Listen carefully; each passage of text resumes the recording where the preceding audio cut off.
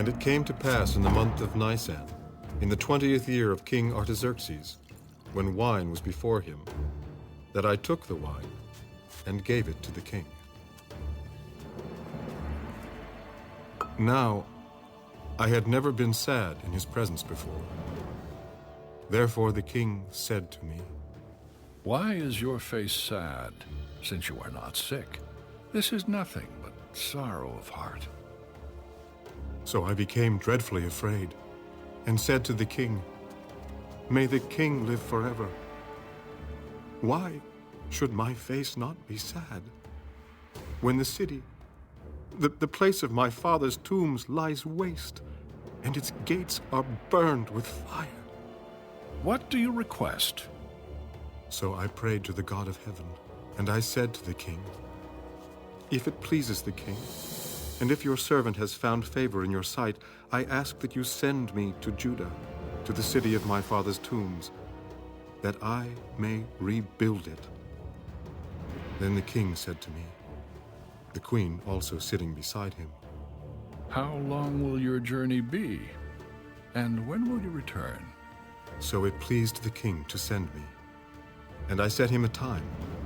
Furthermore, I said to the king, If it pleases the king, let letters be given to me for the governors of the region beyond the river, that they must permit me to pass through till I come to Judah, and a letter to Asaph, the keeper of the king's forest, that he must give me timber to make beams for the gates of the citadel which pertains to the temple, for the city wall, and for the house that I will occupy. And the king granted them to me according to the good hand of my God upon me. Then I went to the governors in the region beyond the river, and gave them the king's letters. Now the king had sent captains of the army and horsemen with me. When Sanballat the Haranite and Tobiah the Ammonite official heard of it, they were deeply disturbed that a man had come to seek the well-being of the children of Israel. So I came to Jerusalem and was there 3 days.